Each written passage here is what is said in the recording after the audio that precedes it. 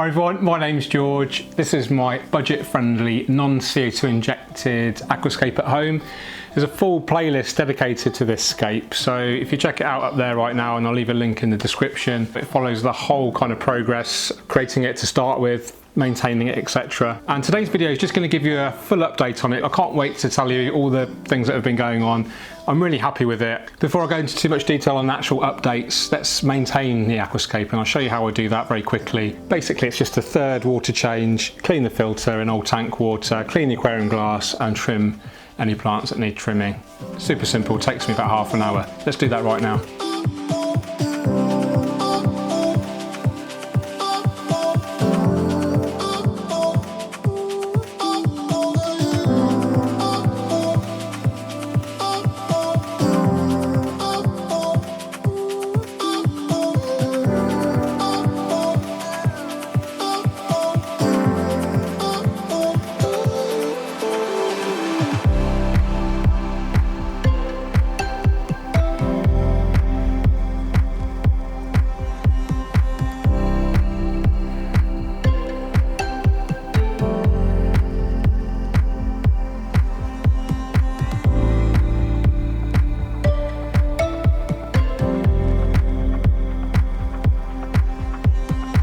So that's the tank maintained. Now it's time to just run through the whole system, give you an update, the plants I'm using, the livestock I'm using, etc. So the tank itself is a Nuo Miro Bello 60 litre.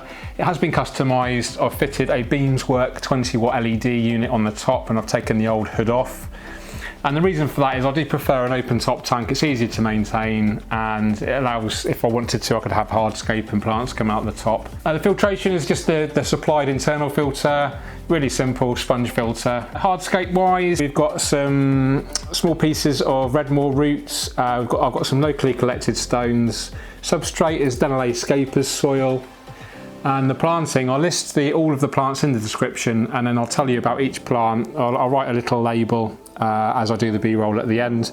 But basically we've got a carpet of Staurogyne repens, Micranthemum Monte Carlo, Helanthium, tenellum, various crypts, Bucephalandra and Anubias. So all really quite simple plants, although I am really surprised at how well the Monte Carlo, the Staurogyne and the Helanthium, the carpeting, I'm really surprised at how good the carpet is. No signs of any nuisance algae. Livestock wise, we have the green neon tetras, Paracoridon similans. I've also got a scarlet baddis in there. I did see him earlier. He only tends to come out now and again, but he's looking really fat, so he's definitely getting enough food. They are tricky feeders. They tend to only eat live food. So you might be eating like tiny baby shrimps maybe. Speaking of shrimps, I've got an absolutely huge colony of cherry shrimp in here. They're obviously happy in here. They're breeding like crazy. I do have a few pest snails, but not enough to worry about. I have seen some holes in some of the crypts especially, so I'm guessing they're getting a little bit peckish. And there is an enormous Amano shrimp. I want to say he's about 3 inches long. So yeah, about 8 centimeters. He is massive. Oh, she. It's probably a female, to be honest, because they do get bigger. I really love this because it's so low maintenance. The plant growth is super slow. I have removed the Rotala green and the Ludwigia palustris super red because it was just dying off. I don't know if the lighting wasn't strong enough. I've definitely been dosing enough fertilizers. The substrate's fine.